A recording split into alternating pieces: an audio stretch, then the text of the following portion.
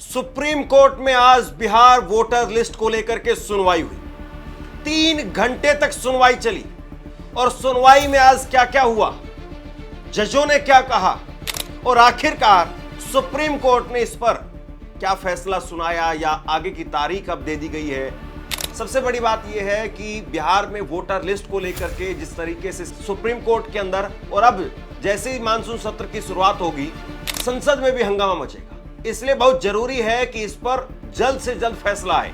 बिहार के चुनाव वो भी नजदीक है और आज इसी को ध्यान में रखते हुए 3 घंटे की इस पर सुनवाई हुई है। सबसे बड़ी बात जो निकल करके सामने आई उसमें जज ने यह कह दिया कि भाई आप जो दस्तावेज मांग रहे हो वो दस्तावेज अगर आप मुझसे मांग लो तो मेरे पास में भी नहीं। बताइए, आप सुप्रीम कोर्ट के जज अगर ये बात कह रहे हैं तो आप गांव देहात के उस गरीब आदमी के ऊपर क्यों लाठी लेकर के खड़े हो गए?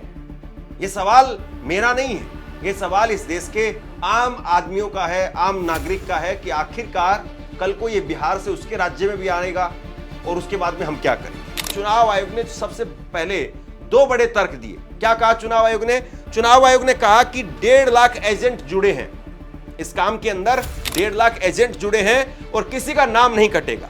बिहार में फिलहाल 7 करोड़ 89 लाख वोटर हैं और इनमें से करीब 4 करोड़ 96 लाख वोटर 2003 के वोटर लिस्ट में भी शामिल थे, यानी उनका वेरिफिकेशन नहीं होगा। ये चुनाव आयोग की तरफ से कहा गया कि भैया 7 करोड़ 89 लाख वोटर हैं, तो पहले से ही 4 करोड़ 96 लाख करीब 5 करोड़ वोटर जो है वो 2003 के वोटर लिस्ट में थे, उनका वेरिफिकेशन हम नहीं करने वाले हैं। यानी कुल मिलाकर के हमें 2-2.5 करोड़ लोगों का वेरिफिकेशन करना है।